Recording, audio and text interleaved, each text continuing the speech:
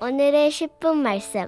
오늘 본문은 열왕기하 6장 24절부터 7장 2절까지입니다.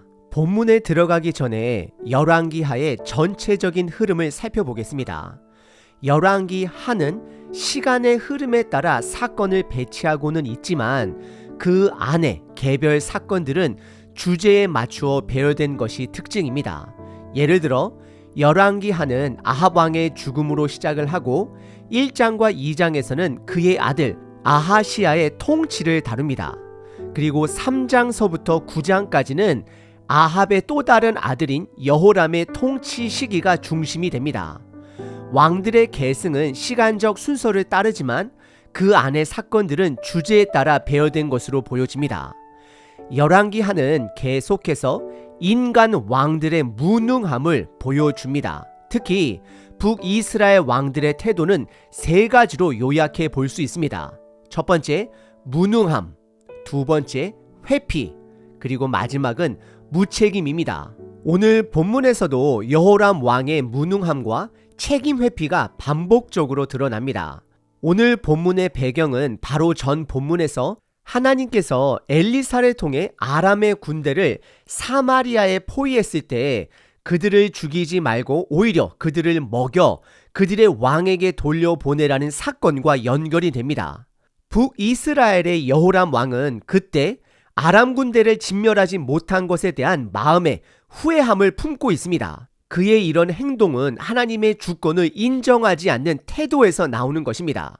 그는 여전히 핵심을 보지 못하고 있습니다. 마치 전 본문에서 엘리사의 제자가 하나님의 불말과 불병거를 보지 못했던 것처럼 여호람 왕도 하나님의 심판을, 하나님의 일하심을 보지 못하고 있습니다. 하나님은 지금 불순종하는 이스라엘을 심판하고 계십니다.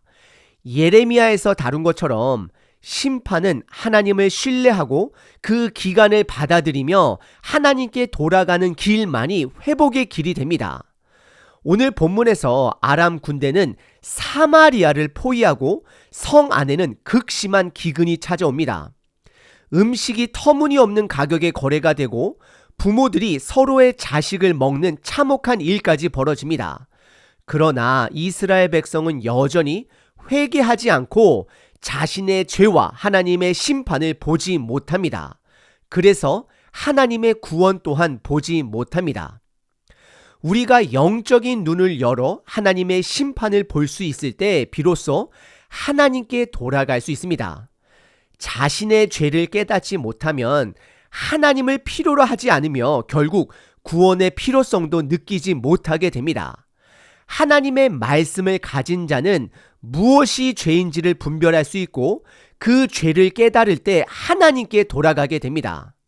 오늘날에도 하나님의 심판과 구원은 동시에 이루어지고 있습니다. 오늘 본문을 통해 하나님께서 이 시대에 허락하신 돌아오라는 목적을 가진 그 심판을 깨닫고 우리 모두가 하나님께 돌아가는 자 되시길 바랍니다.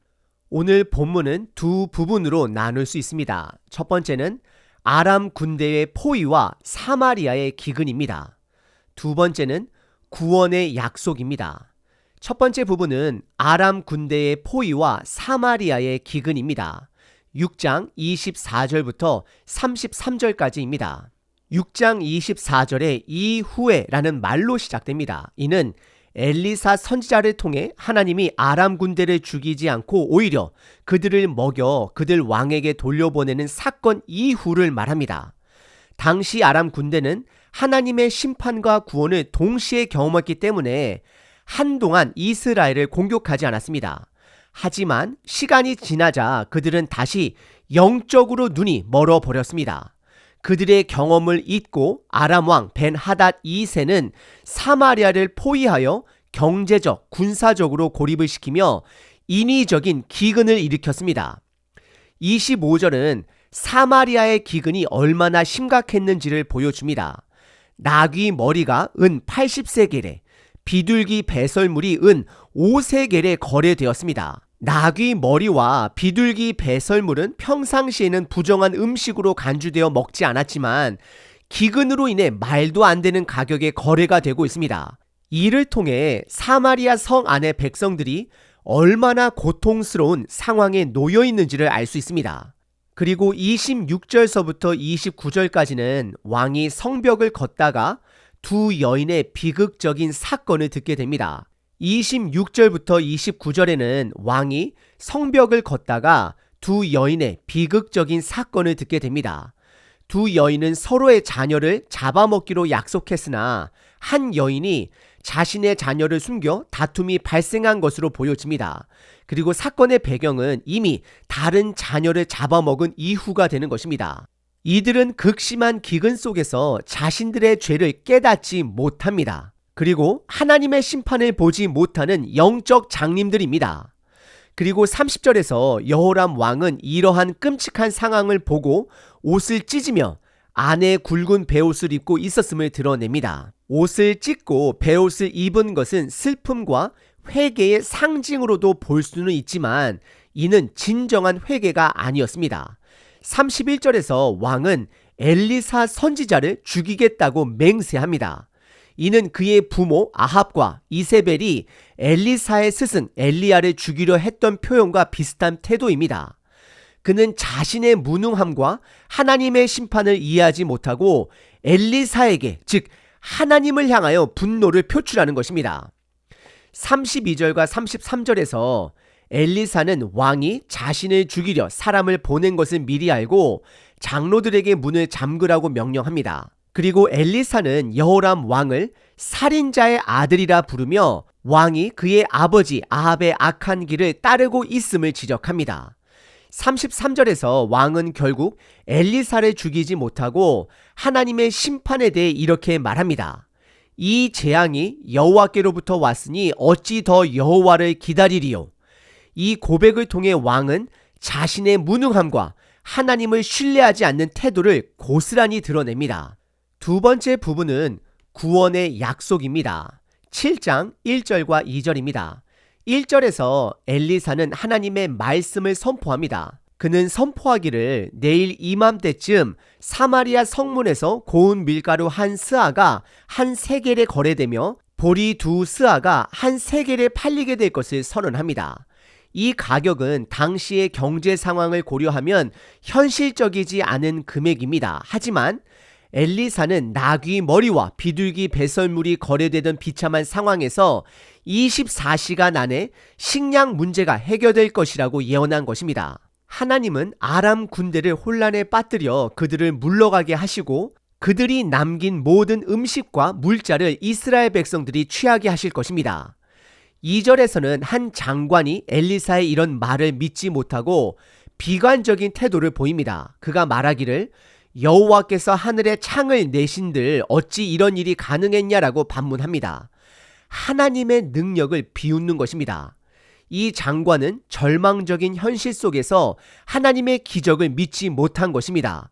이에 엘리사는 그에게 심판을 선언합니다. 그는 이 기적을 눈으로는 보겠지만 그 음식을 먹지는 못할 것이다 라고 선언합니다. 그리고 나중에 이 장관은 하나님의 예언대로 기적을 목격하지만 성문에서 백성들에게 밟혀 죽게 되고 그 음식의 맛을 보지 못합니다. 오늘 본문은 참 충격적입니다. 이스라엘 백성들은 하나님의 심판 아래 있었고 그들은 극심한 기근 속에서 자식을 잡아먹는 끔찍한 상황이 처했음에도 그것이 그들의 죄라는 사실조차 깨닫지 못합니다. 왕은 자신의 무능함을 인정하기보다는 하나님을 탓하며 심지어 엘리사를 죽이려 했습니다. 또 군대 장관은 엘리사가 하나님의 회복을 선포했을 때 믿지 못하고 비웃었습니다. 이 모든 상황은 이스라엘 백성들의 영적 무지를 그대로 드러내고 있습니다. 그들은 영적으로 눈이 멀어 하나님의 심판을 보지 못하고 그러기 때문에 회개하지도 않습니다. 왕과 장관의 태도는 그 당시 이스라엘 백성 전체를 대변합니다. 결국 그 왕의 그 백성이라는 말이 정확하게 맞아 떨어집니다.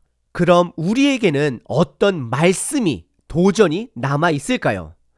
하나님의 심판을 볼 수 있는 자는 하나님께 돌아갈 수 있습니다. 하나님의 구원을 간구할 수 있고 하나님만을 의지할 수 있습니다. 하지만 이스라엘 왕처럼 목회자 탓, 남편 탓, 아내 탓, 사람 탓만 하고 하나님의 뜻을 보지 못한다라면 우리는 구원의 길에서 멀어지게 될 것을 기억하셔야 합니다. 그래서 여러분들에게 3가지 질문을 드립니다. 첫 번째, 지금 여러분들은 하나님의 심판을 보고 계신가요?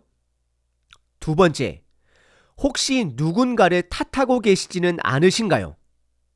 세 번째, 오직 여호와 하나님을 신뢰하고 그분께 돌아가는 길만이 살 길이라는 사실을 알고 계신가요? 하나님 안에만 진정한 소망이 있습니다. 사람에게 기대는 것이 아니라 사람을 통해 일하시는 하나님께 돌아가야 합니다. 오늘부터 한 가지를 실천해 보시길 바랍니다. 자신의 문제를 다른 사람 탓으로 돌리기보다 하나님 앞에서 내 자신의 죄를, 잘못을 돌아보고 회개하며 하나님께 나아가는 시간을 가져보시길 바랍니다. 하나님의 은혜를 보는 자는 그분의 심판도 볼 수 있으며 구원의 길을 발견하게 될 것입니다. 사도행전 3장 19절, 그러므로 너희가 회개하고 돌이켜 너희 죄 없이 함을 받으라. 이같이 하면 새롭게 되는 날이 주 앞으로부터 이를 것이요. 아멘. 사랑과 심판의 하나님, 오늘도 저희에게 말씀을 주심에 감사합니다. 어려움 상황 속에서 남 탓하기보다는 우리들 자신들의 죄를 돌아보게 하시고 영적으로 눈이 멀지 않게 하시고 하나님의 심판과 동시에 은혜를 볼 수 있는 분별력을 주시옵소서. 겸손하게 우리들의 죄를 인정하고 회개하며 하나님께 끊임없이 돌아가는 삶을 살게 하옵소서. 사람을 향하여 사랑하되 하나님처럼 의지하지 않게 하시고 오직 하나님 한 분만을 신뢰하게 하옵소서. 하나님의 은혜 속에 거하며 주님을 의지하는 하루 되기를 간절히 기도합니다. 은혜 되신 예수님의 이름으로 기도드립니다. 아멘. 항상 기뻐하라. 쉬지 말고 기도하라. 범사에 감사하라.